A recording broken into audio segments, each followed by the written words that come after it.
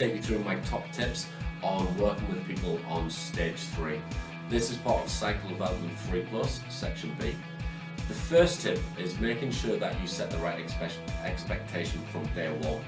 When someone's moving on to the cycle development, understanding their responsibilities within the office, the expectation that they set, the example for anybody who's coming through the business. For me, it's not just related about sales, it's are they being positive, are they being positive within the environment? Are they looking after members who are on stage 1 and 2?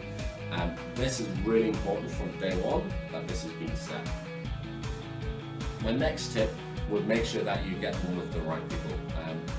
Explain and introduce them to great examples of people currently on stage 3. Someone will become a product of their environment, and what will happen is someone they can follow and actually use as give them good examples of people who are currently on that stage, so they can actually follow.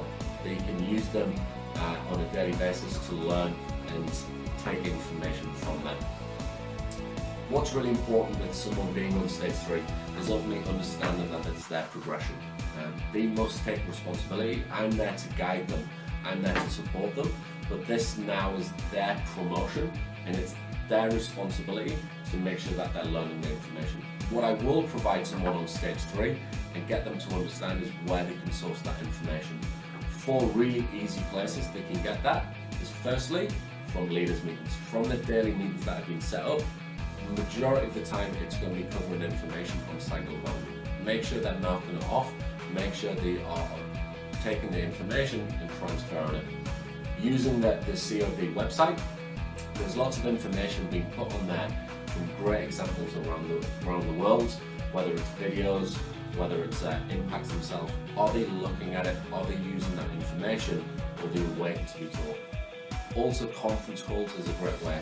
Finding examples across the country, not just within your own office.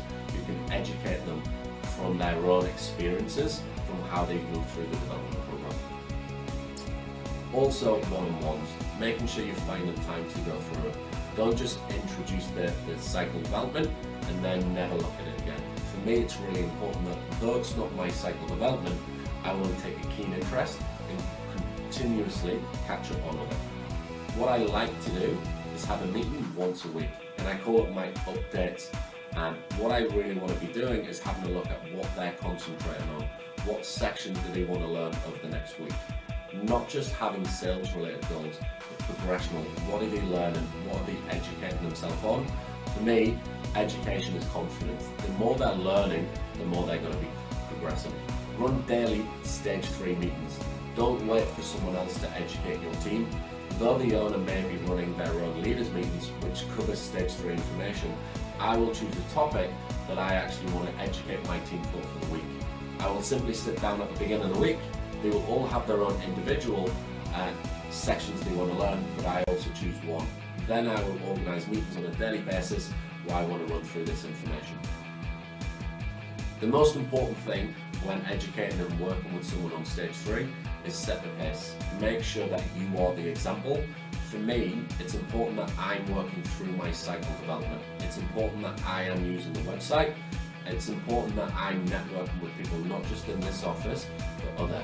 People will follow the example they see. If my team members see myself being educated, they will also get into the habit of educating themselves.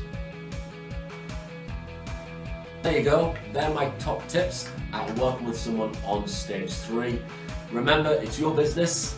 Make sure you're driving it forward.